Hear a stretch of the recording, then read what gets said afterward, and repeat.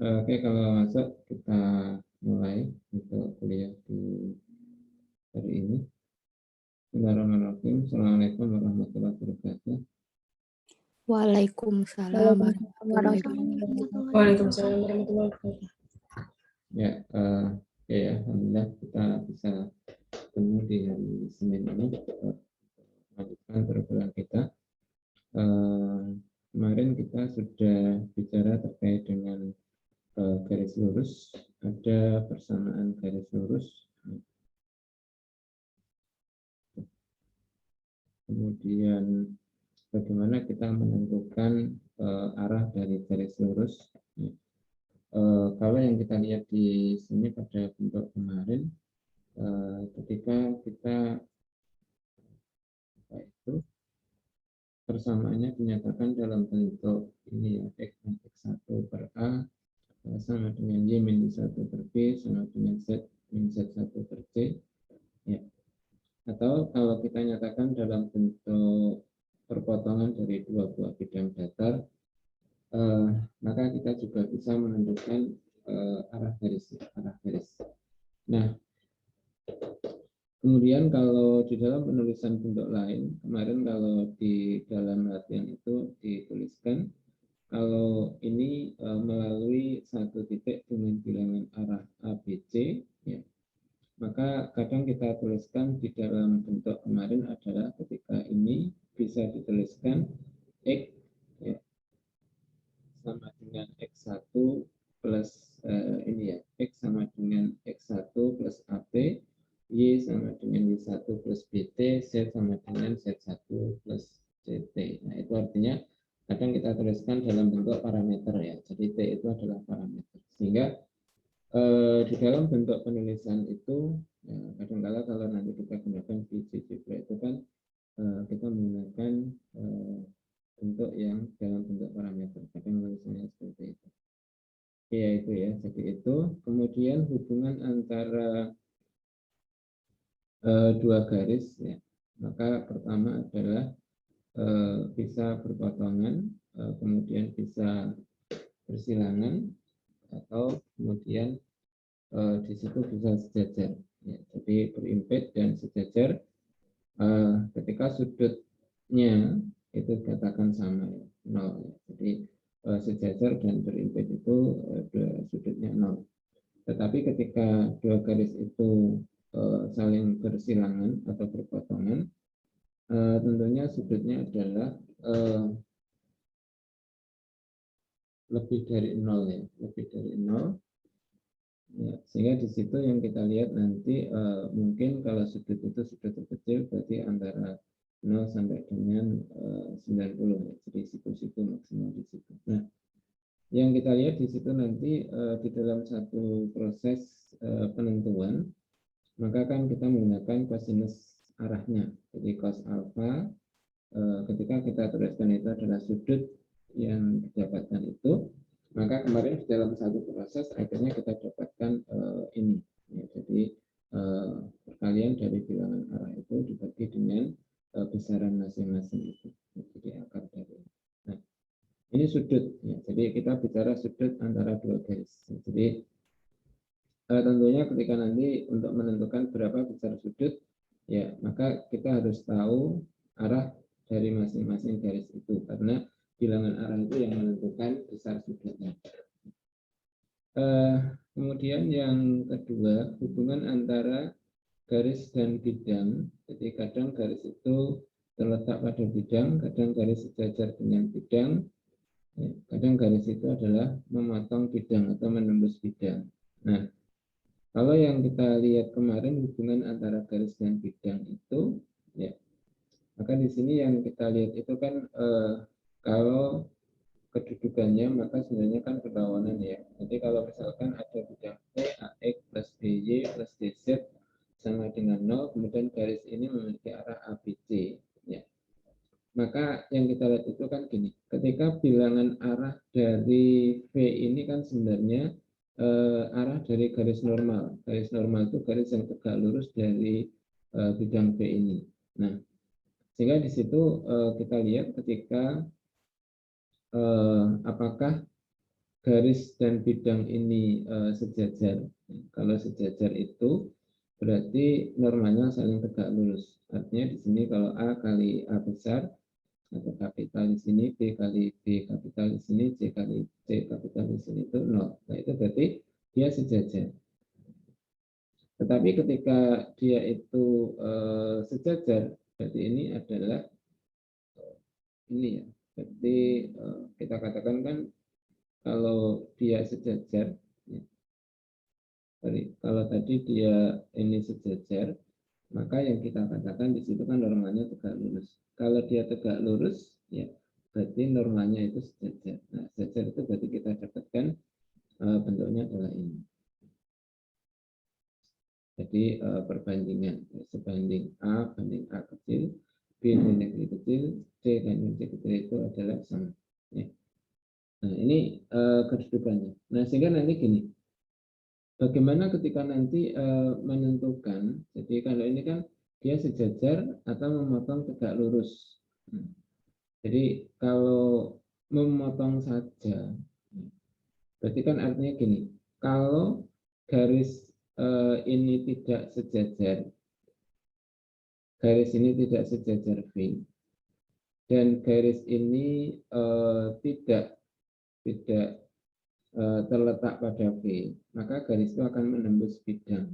Jadi akan memotong bidang di satu titik. Jadi kan memotong di banyak titik itu ketika terletak memotong di satu titik atau tidak memotong. Ya, jadi yang kita tuliskan ini kan dia memotong tegak lurus. Jadi dia memotong tegak lurus, itu yang perlu diamati. Nah, sehingga nanti intinya ketika misalkan pada persoalan terakhir ya, jadi pada persoalan terakhir itu yang kita bahas di pertemuan kemarin, ya, di pertemuan kemarin itu kan ini, misalkan ketika terkait dengan bentuk ini, jadi pertama kan ketika tentukan jarak, kita misalkan mengambil yang ini, tentukan jarak antara garis ini, ya, sama bidang. Nah, berarti yang kita lihat itu gini, kalau kita nanti mau menentukan jarak garis ke bidang, maka lihat dulu garis itu memotong bidang atau tidak. Jadi garis itu memotong bidang atau tidak. Nah, kalau kita tunjukkan memotong atau tidak itu, berarti kan sebenarnya ada dua cara. Jadi nanti ketika kita substitusikan maka kita ketemu titik potong. Artinya ketika nanti saudara misalkan, oh ini sama dengan alfa atau A. Nah, ini kan Z itu sama dengan negatif A, Y sama dengan misalkan nanti negatif ini.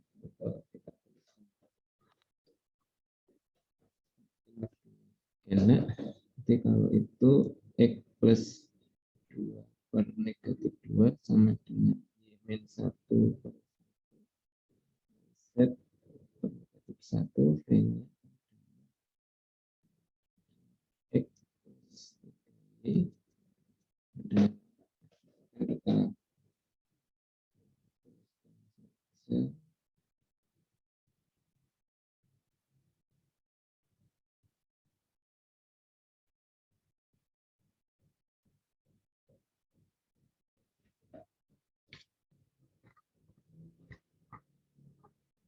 ya, misalkan ini.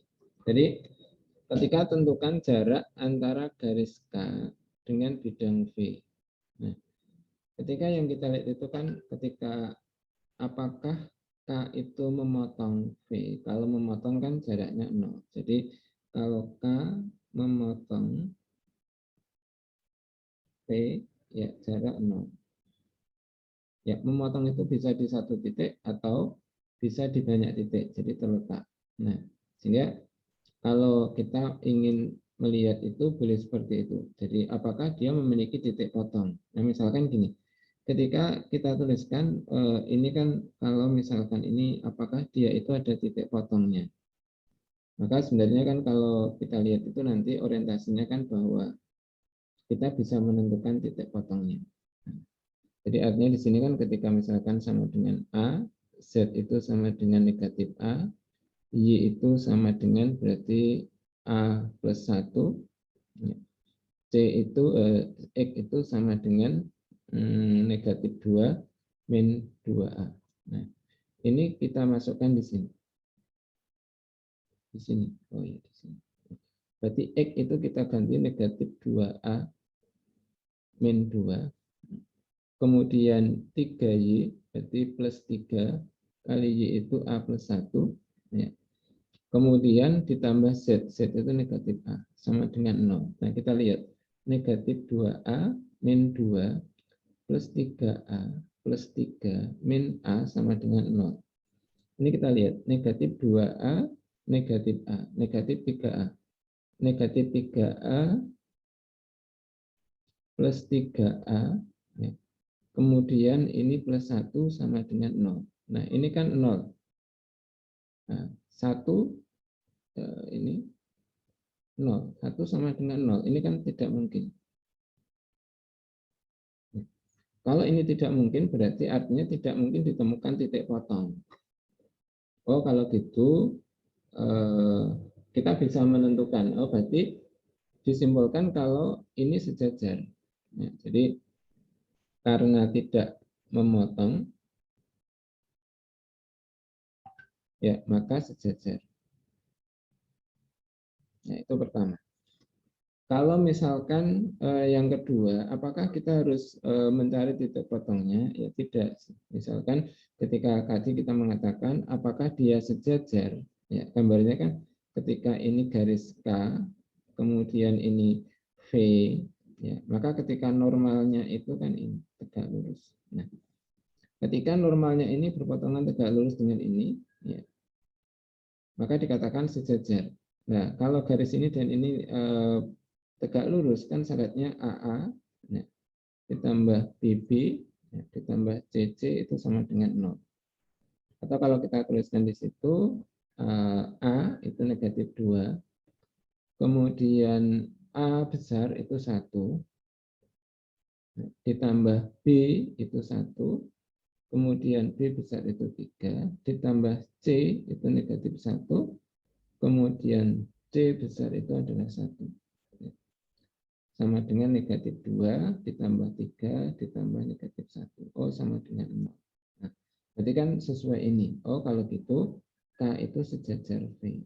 Nah, kalau K sejajar V, baru kita bisa menentukan jaraknya. Caranya bagaimana? Kan jaraknya titik itu kan tetap. Jadi ambil satu titik ya misalkan, atau sekarang satu titik A pada K.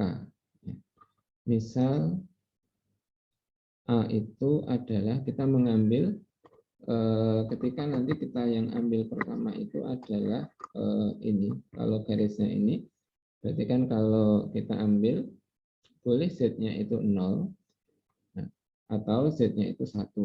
Jadi terserah, atau yang lain. Nah, kalau misalkan kita ambil Z-nya 0, misalkan Z sama dengan 0, berarti kan dengan mudah kita dapatkan, oh ini nilainya 0.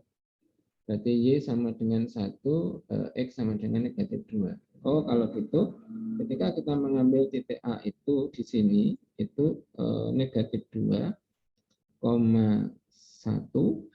ya, 0. Jadi yang kita dapatkan di sini, kalau jarak K ke W atau ke V itu sama dengan jarak A ke V. Ya. Kalau jarak A ke V berarti kan sama dengan yang kita tuliskan dulu tanda-tanda mutlak di sini. Ya.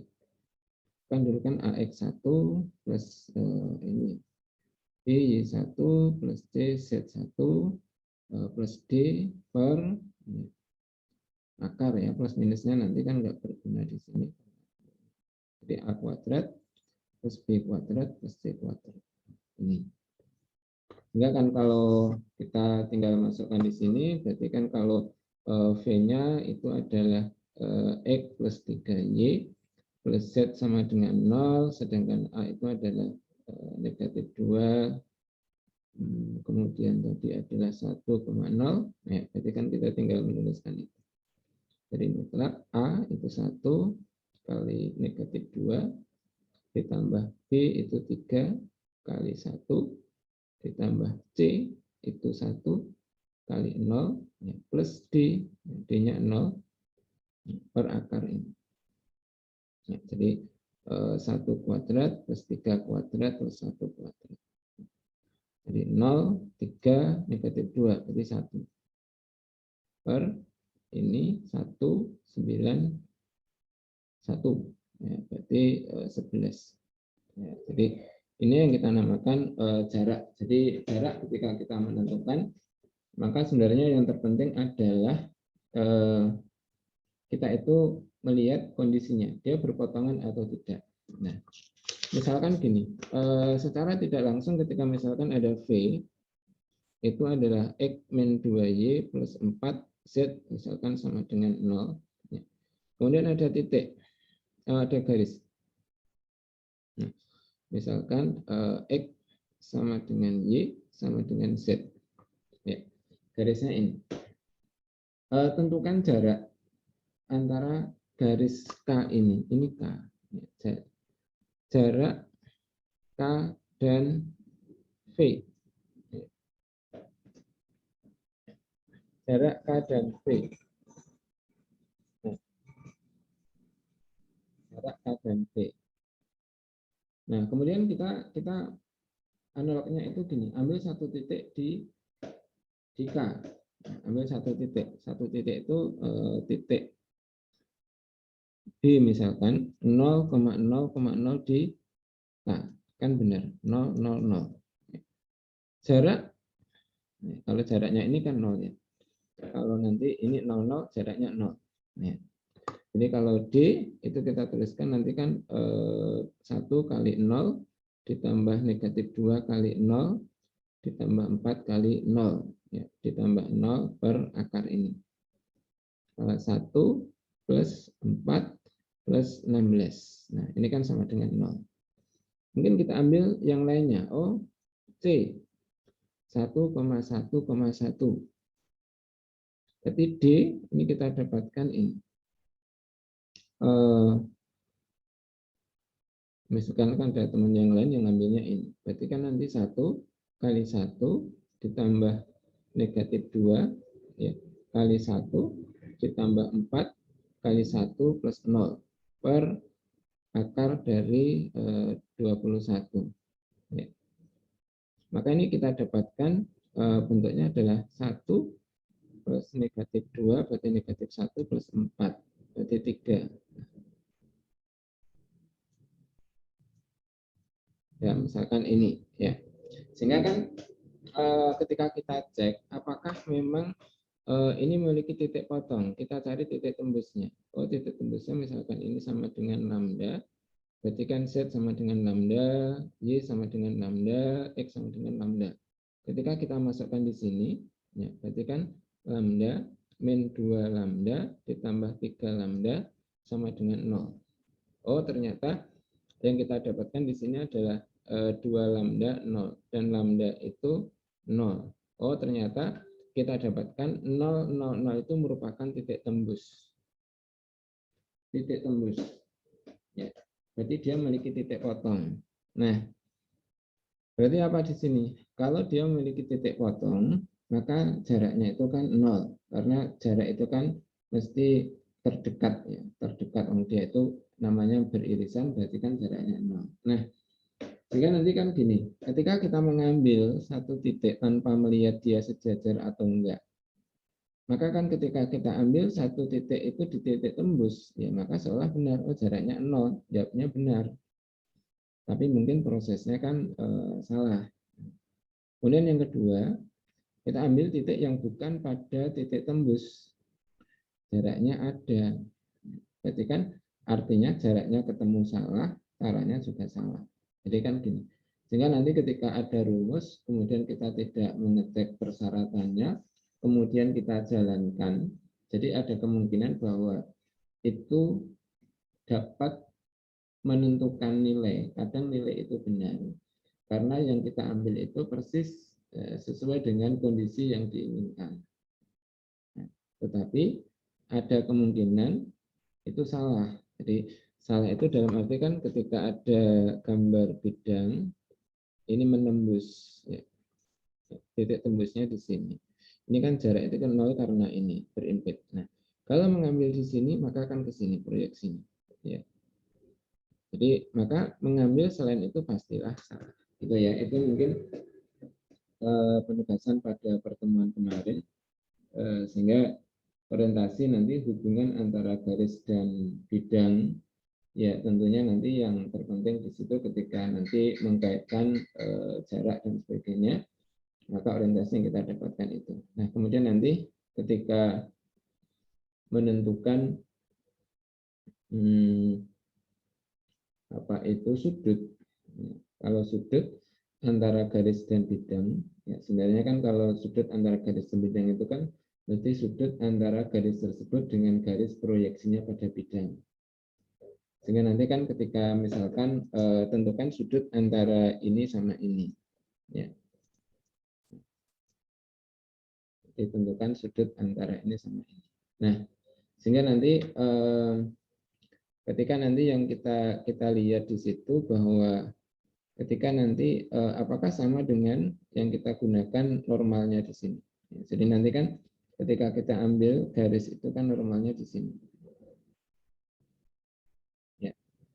Kemudian kalau ini misalkan proyeksinya, maka akan dikatakan ini tegak lurus, ya. Jadi ini juga tegak lurus. Nah, kemudian ini adalah garis. Ya. Sedangkan yang dimaksud sudut itu di sini alfa.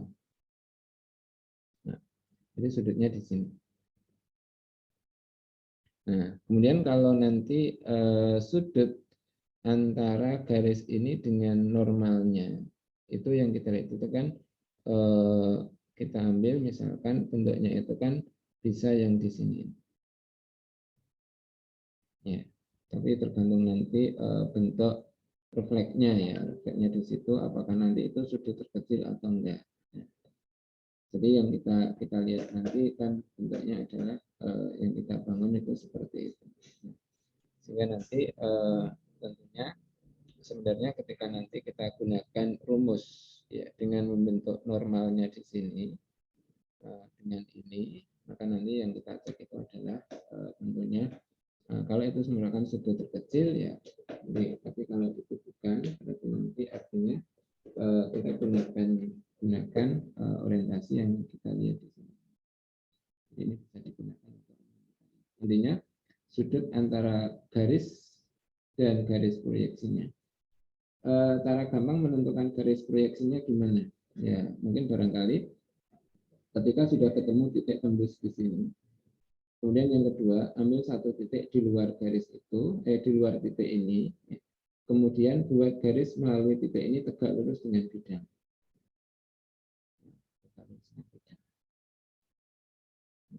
Jadi tegak lurus dan memotong bidang. Nah, ketemu titik tembusnya di sini. Ini kan titik proyeksi. Nah, berarti kan garis yang mulai dua titik ini namanya garis proyeksi.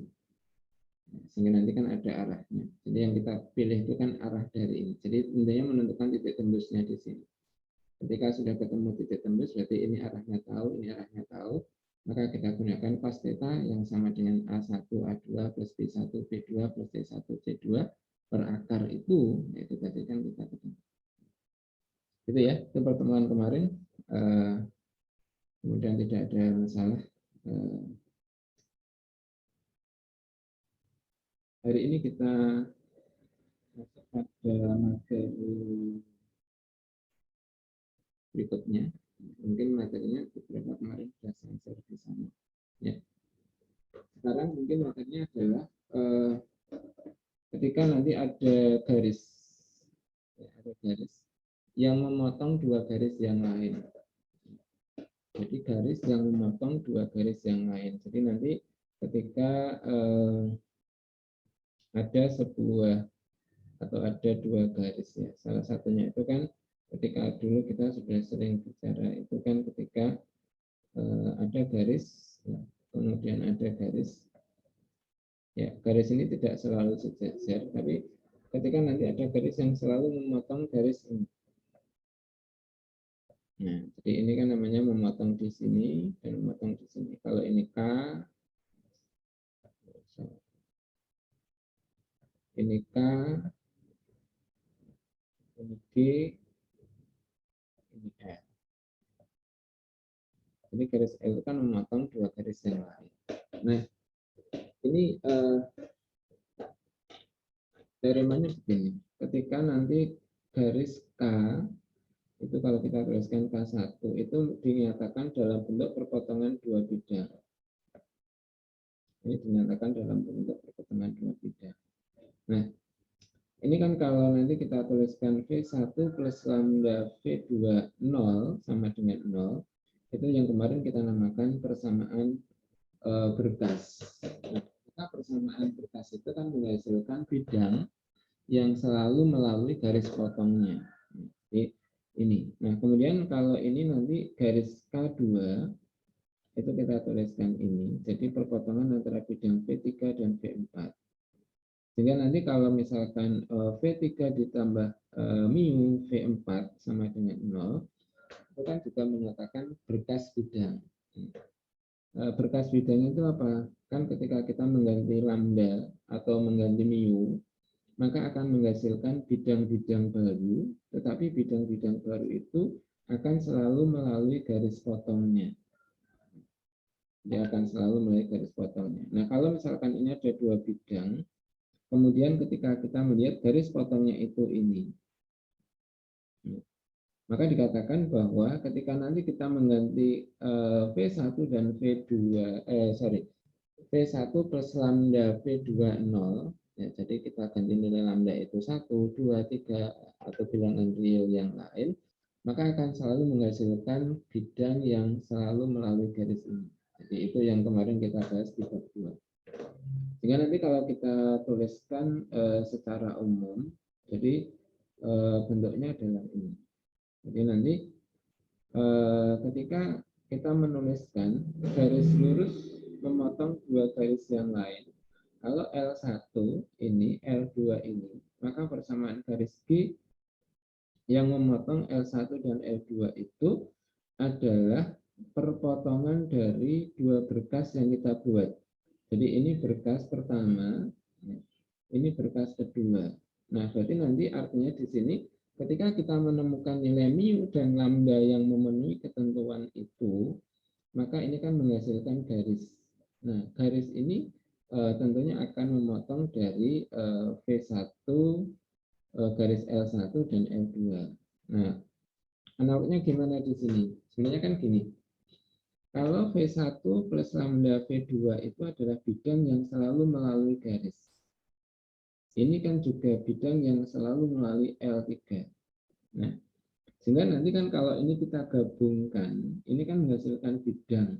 Ini juga menghasilkan bidang. Misalkan ini bidangnya V4, ini 1, 2, ini 3, 4 ya, ini salah 4. Misalkan 5, 6. Jadi kalau misalkan ini V5, ini menghasilkan V6. Jadi nanti kan kalau yang kita lihat itu nanti kan artinya di sini antara V5 dan V6 yang ditemukan itu tentunya akan memotong garis ini. Ya. Jadi ini. Nah, kalau misalkan nanti memotong itu tidak harus selalu tegak lurus ya. Jadi kadang itu juga bisa dikatakan kadang memotong itu tegak lurus. Jadi bisa saja tidak tegak lurus, bisa saja itu tegak lurus. Jadi ini tulisan itu jika ditemukan nilai lambda dan mu sehingga G tegak lurus kedua garis itu namanya garis persekutuan. Yaitu itu kan hanya khusus. Tetapi di sini ketika kita mengatakan dia memotong, ya berarti memotong itu tidak harus membentuk sudut yang 90 derajat. Tetapi ketika L1 dan L2 itu sejajar, ya, kemudian dipotong tegak lurus, ya pasti tegak lurus yang kedua. Tapi itu kan hanya kemungkinan khusus. Gitu. Atau kalau kita mungkin ilustrasikan mungkin seperti ini mudah-mudahan kelihatan. Ini saya menggambarkan bidang di dalam kubus atau balok. Ya. Pertama, kalau misalkan ini garis haki, jadi kalau yang mudah itu kan garis haki ini warna merah. Jadi haki itu warna merah. Perpotongan antara bidang EFGH, jadi perpotongan antara bidang EFGH, ini kontrasnya warna-warni. Ya, jadi artinya di sini ketika EFGH itu kan ini atas. Kemudian kalau misalkan DCGH itu ini. Jadi ketika kita lihat bidangnya ini DCGH itu kan artinya melalui garis haki juga. EFGH itu melalui ini. Maka ini katakan garis tumbuh antara dua bidang ini. Sehingga nanti kan ketika ini V1, ini V2, berarti di sini kan bahwa perpotongan V1 dan V2 itu adalah haki. Tapi kalau misalkan nanti kita tuliskan V1 plus lambda V2, ya misalkan ini V2 itu 0, itu akan menghasilkan bidang-bidang baru yang selalu melalui haki. Ya, misalkan kan kita gerakkan itu kan, oh ada bidang AB, DH, ini juga ini masuk anggota berkas itu. Kalau misalkan kita ambil titik di sini ya boleh juga di titik tengah. Oh bidang PG, GH itu juga bisa. Jadi hanya kan itu adalah yang kita namakan bidang-bidang yang selalu melalui haki. Nah, kemudian yang kedua kita ambil garis BF ini yang ke atas warna biru ini. Sekarang kita ambil garis ini. Nah, merupakan perpotongan antara ABFE dan BCGH. Ya, jadi ini bidang ini. Jadi yang kita tuliskan bidangnya ini sama nanti bidangnya ini. Nah, yang kita lihat itu ini pertama. Sehingga nanti kan kita tuliskan bentuknya ini. Nah, jadi ini yang dimaksudkan itu, ini garis, ini garis. Nah, ketika nanti kita mengambil salah satunya itu kan gini. Oh, ketika kita ambil tadi salah satu anggota berkas itu misalkan ini. Oh, ini adalah salah satu anggota dari V1 ditambah lambda V2. Ini kan salah satu.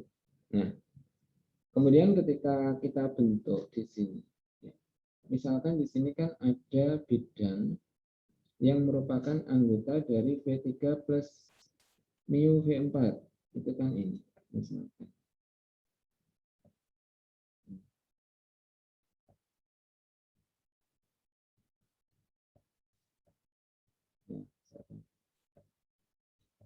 Bidangnya ini. Nah, sekarang kita lihat antara bidang ini sama bidang ABGH ini kan berpotongan menurut garis MB. Maka kalau kita katakan, oh antara bidang ABGH yang anggota dari ini dan bidang BCE, BFMN yang anggota dari ini, itu berpotongan menurut ini. Ya, berarti kan artinya kalau ini kita jadikan satu, ya, maka dia berupa garis BM. Nah, garis BM itu akan memotong garis BF di B dan garis HG di M. Nah, berarti kan artinya kalau ini kita gabungkan, maka akan menghasilkan satu persamaan garis yang memotong kedua garis itu. Gitu ya. Ada pertanyaan mungkin? Itu gambarannya.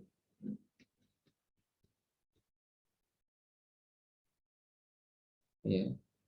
Oke, kalau tidak ada mungkin kita lihat persoalannya seperti ini. Ya, ini satu persoalan misalkan ini kita tuliskan di situ. Ketika diketahui persamaan garis G, ya, G itu kita tuliskan itu adalah X plus Y min 2 sama dengan 0, Y plus 2Z sama dengan 0, K itu adalah X plus 2Z min 4 sama dengan 0, jadi 2X plus Z plus 8 sama dengan 0. Nah, P itu 1, 2, 1. Nah, sehingga mungkin nanti kalau saudara menggambarkan di GeoGebra mungkin barangkali bisa digambarkan dengan baik. Nah, sekarang gini, ketika tentukan persamaan garis yang melalui P dan selalu memotong ini dan memotong garis G dan K. Maka yang kita lihat di sini mungkin kita nanti tentukan persamaan garis yang melalui P dan memotong G dan K.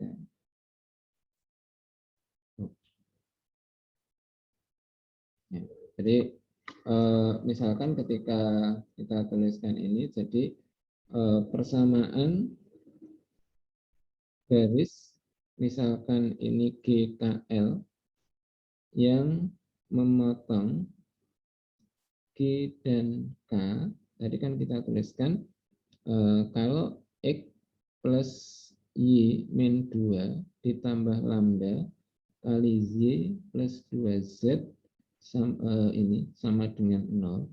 Ini kita tuliskan di sini. Ya. Kemudian, koma, di sini kan ada X plus 2Z min 4 ditambah mu kali 2X plus Z plus 8. Ya, ini sama dengan 0. Ya, ini berarti kan artinya kita tuliskan ini menghasilkan satu berkas, ini berkas. Nah, berarti nanti kan yang kita lihat itu kan ketika ini kita gabung menghasilkan bentuk garis. Ini berarti kan garis K, kalau kita tuliskan, garis L itu berarti persamaannya ini. X plus Y min 2 plus lambda Y plus 2Z ini sama dengan 0, X plus 2Z min 4 ditambah mu kali 2X plus Z plus 8. Nah, L melalui ini, P, tadi adalah 1, 2, 1. Jadi kita tinggal memasukkan aja. Oh, kalau X itu 1, Y 1, ya dimasukkan di berkas yang pertama, jadi 1, plus 2 min 2 ditambah lambda kali 2 kemudian plus 2 kali 1 ya. 1 plus 2 min 2 kemudian 2 plus 2 kali 1. Nah, berarti ini kan sama dengan 0, berarti kan 1 plus 4 lambda sama dengan 0. Berarti lambda itu sama dengan negatif 1/4. Kemudian ketika dimasukkan di berkas yang kedua, berarti nanti 1 plus 2Z 2 kali 1 min 4 ditambah mu kali 2 kali 1 plus Z berarti plus 1 plus 8.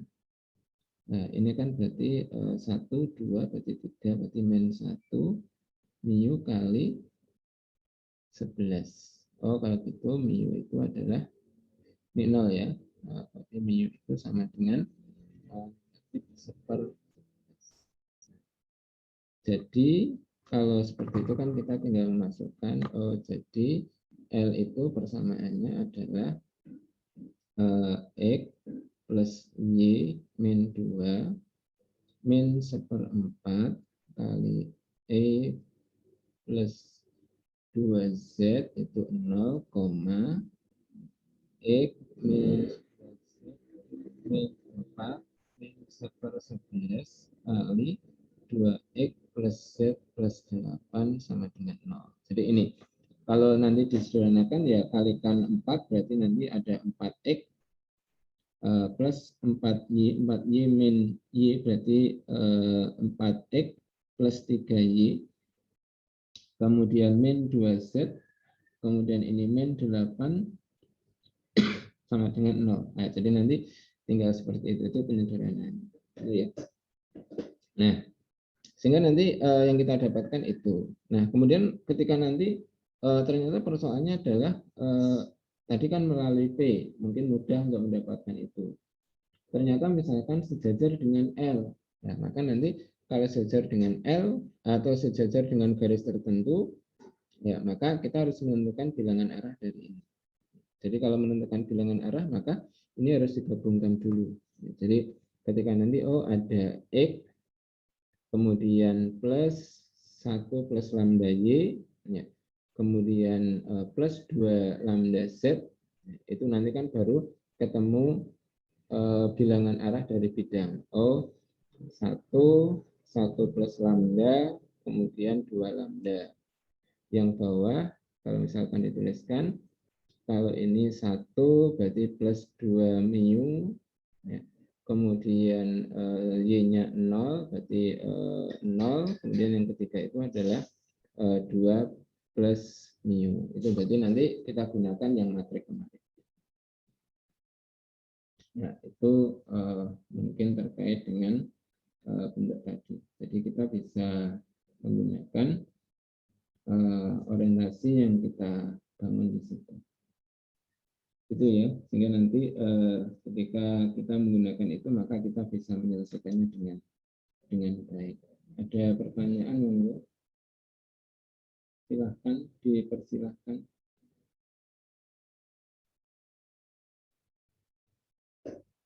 Kalau ada pertanyaan boleh. Kalau tidak ada, kita teruskan. Ada pertanyaan monggo? Tidak ada ya, clear ya, jelas semua ya. Dan jelas. Oke, kalau jelas itu nanti artinya ketika nanti persoalan ini saya ganti, misalkan nanti saudara bisa menggunakan untuk latihan, tentukan misalkan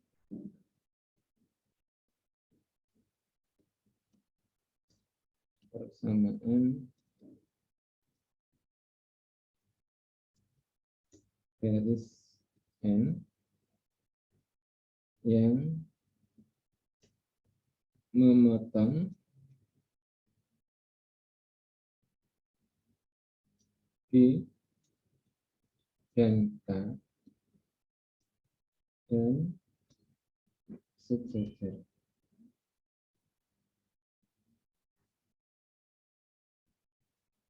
Misalkan garis ini kan kita bisa menentukan misalkan sejajar dengan garis 1 min X sama dengan Y yang sama dengan Z per 2. Ya. Jadi ini nanti saudara mungkin bisa gunakan untuk latihan. Jadi bagaimana nanti ketika kita menentukan itu bisa ada ya.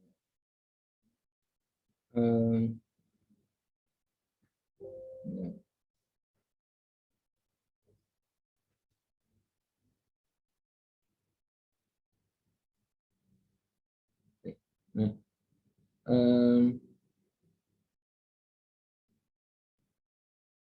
Sabila tes Sabila Faiz Rusde. Halo. Iya, Pak. Kalau ada garis 1 min X sama dengan Y sama dengan Z per 2, bilangan arahnya apa? Berapa?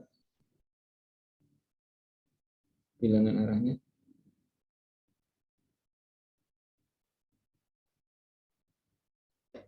Bilangan arah dari ini, kemute Mbak Sabila.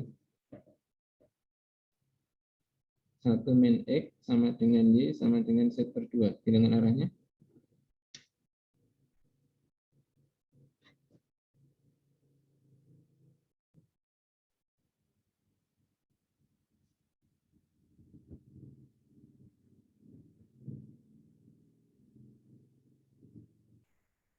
Berapa?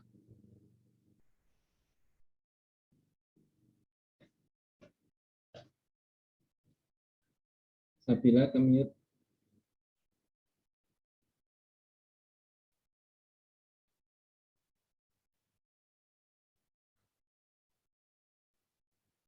Bilangan arahnya berapa? Berapa aja? Bilangan arahnya adalah tes. Sabila, kok lama banget?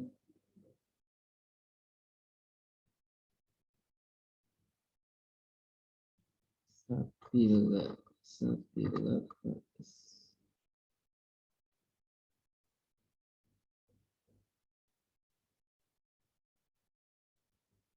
terus D. Oke, Sabila nggak menjawab.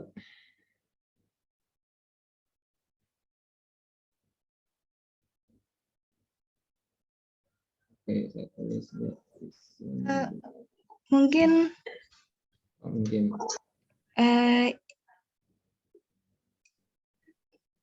Ayo, bilangan arahnya. 002. 002. Oke, tak terima dulu. Rahmawati, Rahma. Halo, Pak. Hah? Halo. Iya, Pak. Nah, bilangan arahnya apa?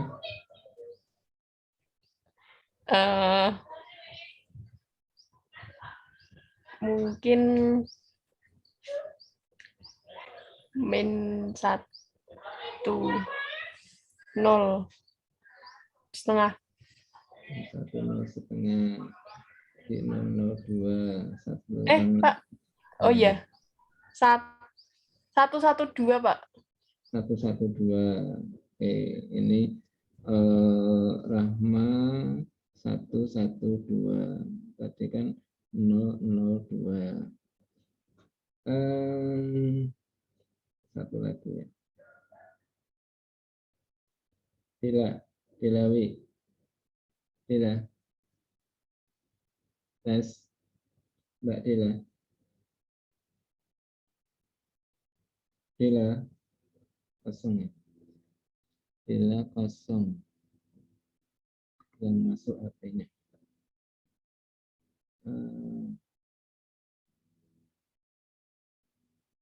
Ananda Putri. Putri. Ananda Putri. Kosong juga. Kosong. Yang kuliah HP-nya.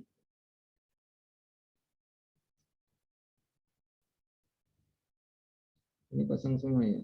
Jangan-jangan orangnya belanja. Putri, Sari. Menurut saya min 112, Pak. Oke.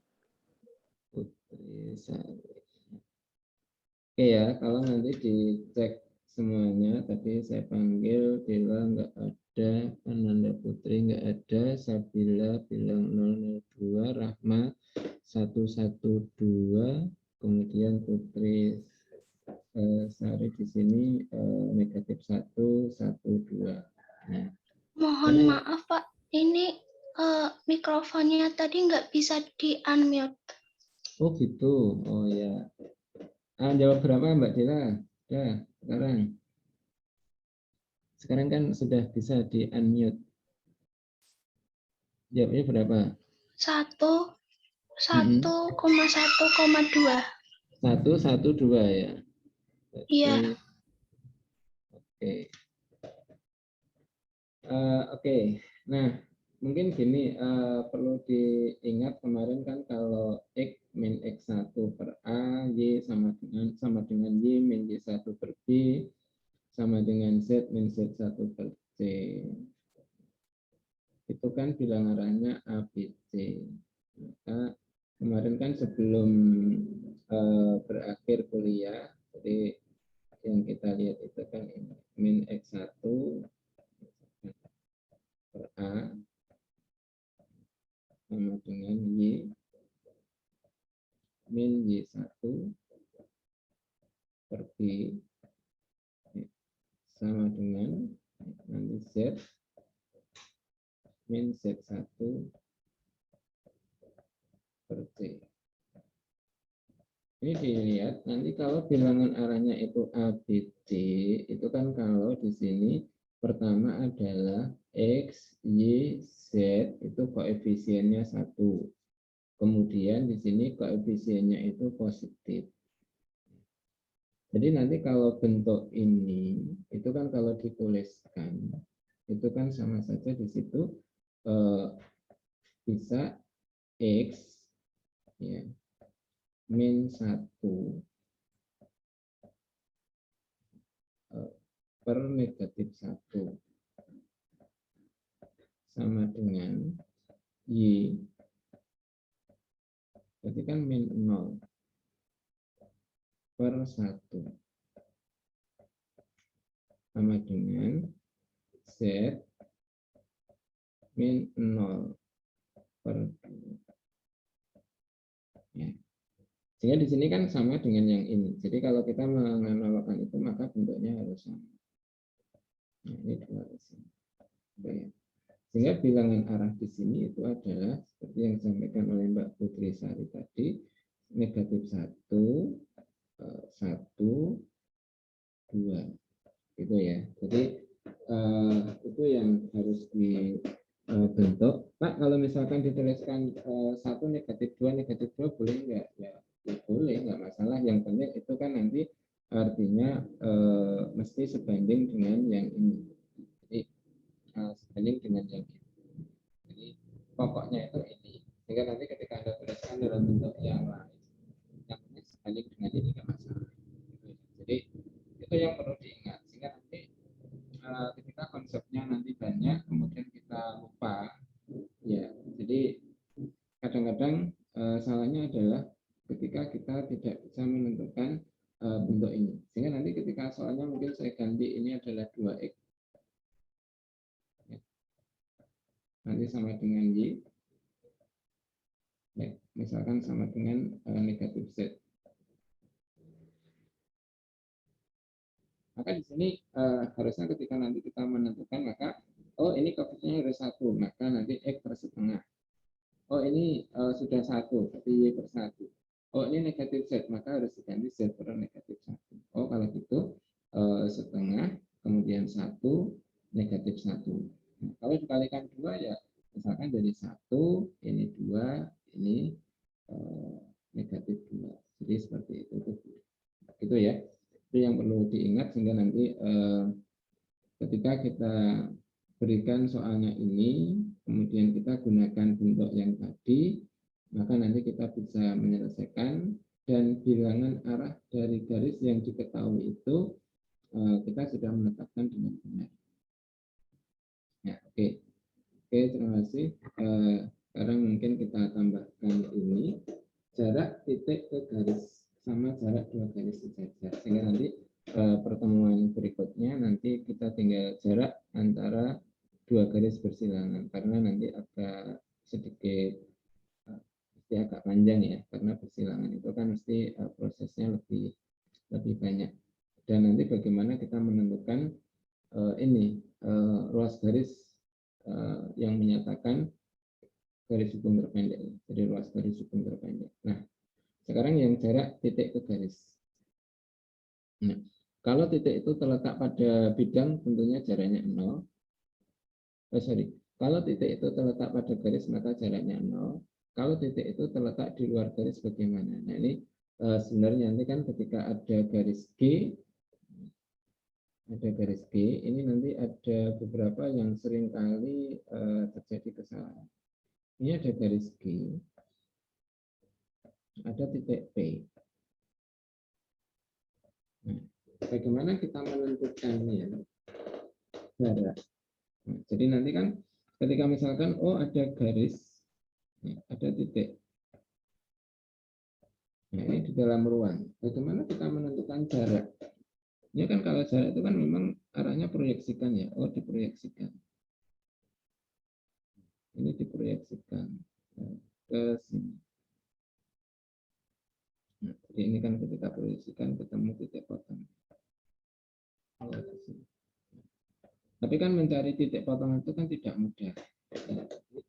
Artinya mesti ada satu proses ya, ada satu proses. Nah, yang kita lihat itu gini. Pertama nanti langkahnya, misalkan buat bidang V melalui P ini tegak lurus G, ini G. Nah, buat bidang melalui titik P ini tegak lurus G, ada berapa bidang? Itu pertanyaan. Ya, jadi kita buat misalkan ini yang kita katakan bidangnya itu ini tegak lurus. Jadi kalau ini namanya menembus dan ini berpotongan tegak lurus. Nah, ini jadi ini tegak lurus. Tentunya hanya ada satu ya, ada satu bidang yang melalui P dan tegak lurus dengan G, nggak ada yang lain. Pak, kok misalkan tidak dibuat bidang sejajar misalkan ini? Ya. Kan kalau dibuat sejajar nanti kan bahwa jarak titik ke bidang ambil satu titik ke sini kan selalu ada.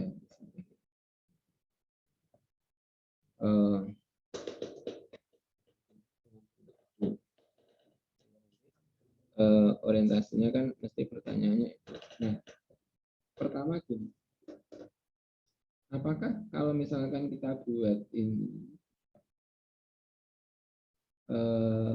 bidang yang sejajar ini ada satu, ternyata banyak.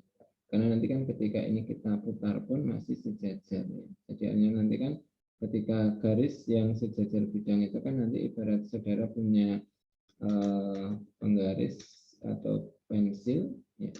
Kemudian yang kedua ada buku, ya ibaratkan itu. Berarti kan nanti kan ketika bukunya itu digerakkan atau diputar itu kan maka masih sejajar.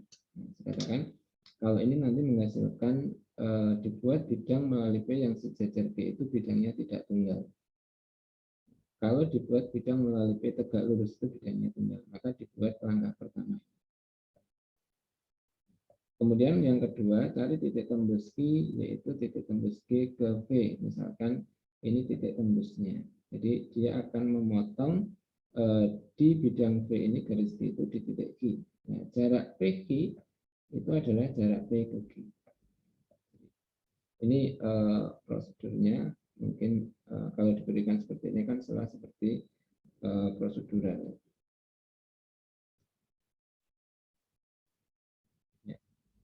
Mungkin kita contohkan ini. Kita contohkan, ini sudah ada tulisannya, jadi lebih kita baca sama-sama saja.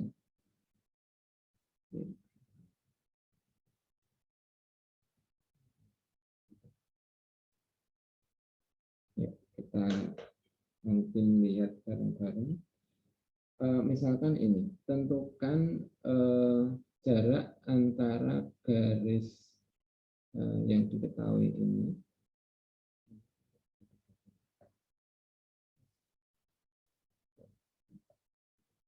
jarak antara titik A ke garis B.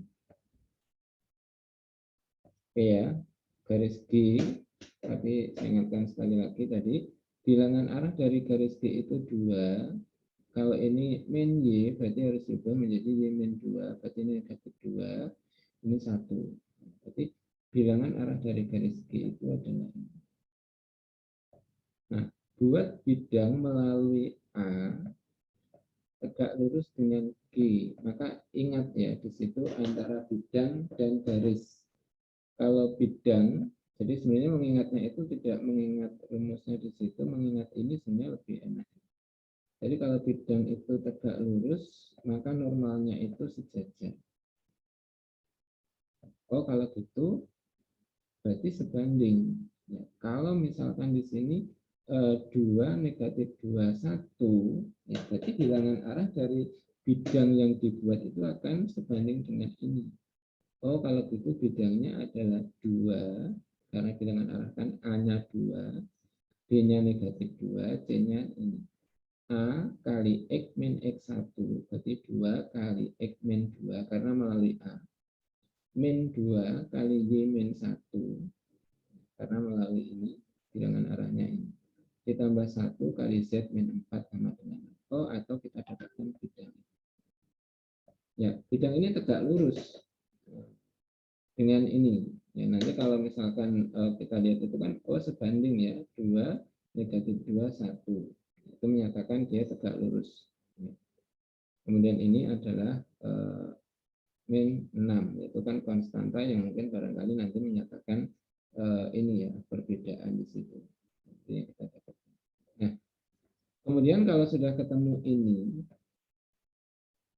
kita mencari titik V. V itu titik tembus garis G ini ke bidang ini. Bagaimana cara mencari titik tembus? Ya, artinya kita potongkan. Ya, kalau misalkan ini sama dengan K, misalkan ya, kan ini X plus 2 per 2 sama dengan ini, ya, misalkan kita misalkan K. Berarti kan Z itu sama dengan K min 1.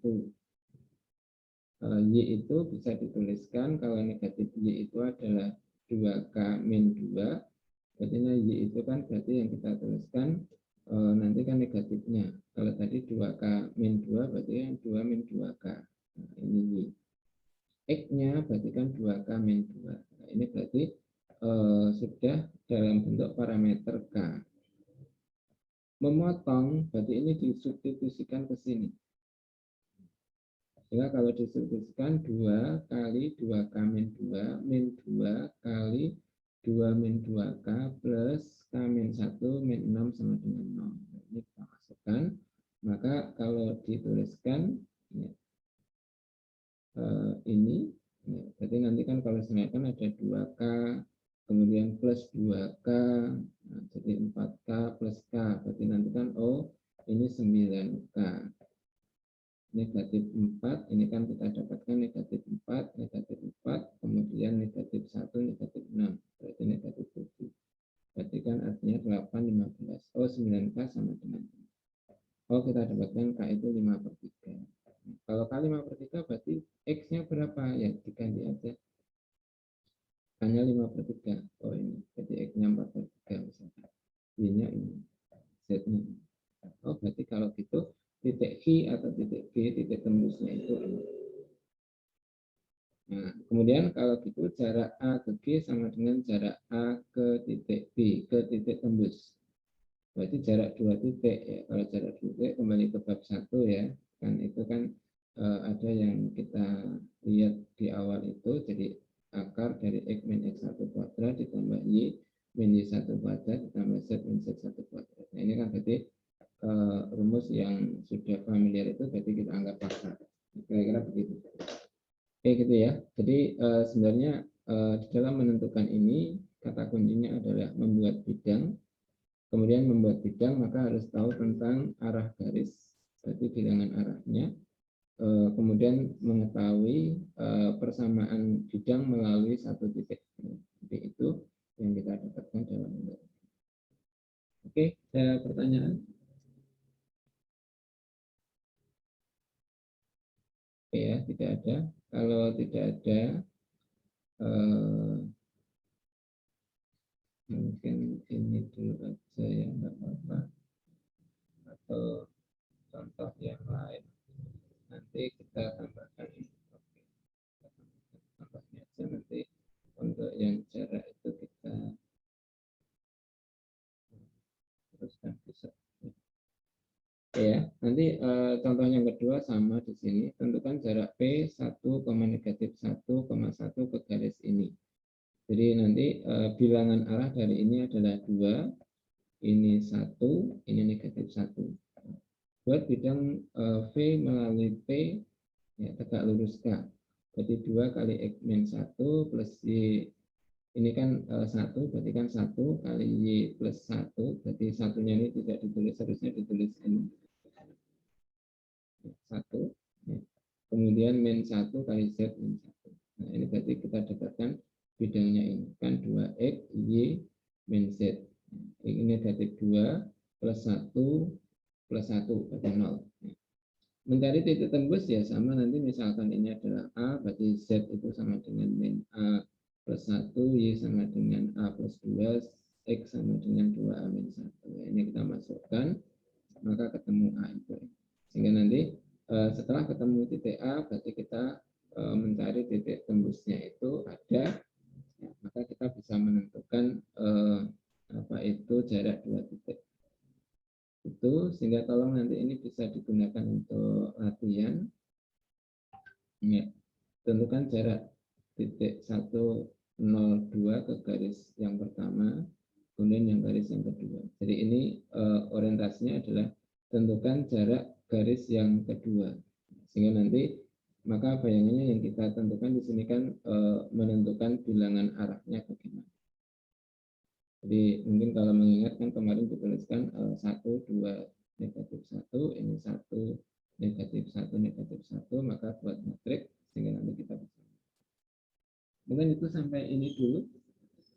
Kalau ada pertanyaan monggo. Ini kita bahas di minggu depan. Jadi mudah-mudahan yang jelas nanti untuk materi ini saya share, kemudian nanti dibaca-baca, kemudian sebagai awal untuk menentukan jarak dua garis sejajar dan dua garis bersilangan. Oke, kalau ada pertanyaan, monggo silakan ditanyakan. Apakah ada pertanyaan? Tidak ada ya? Kayaknya sudah jelas semua. Oke, kalau tidak ada, kita akhiri. Terima kasih untuk hari ini. Mudah-mudahan bermanfaat. Ketemu lagi nanti hari Senin. Jadi nanti setelah itu mungkin ada tugas yang dikerjakan di pertemuan 6 dan 7. Kemudian nanti pertemuan 8 itu adalah UTS. Oke, terima kasih hari ini. Semoga semuanya bisa diterima dengan baik. Assalamualaikum warahmatullahi wabarakatuh. Waalaikumsalam warahmatullahi warahmatullahi wabarakatuh. Terima kasih, Pak. Terima Terima kasih, Pak. kasih.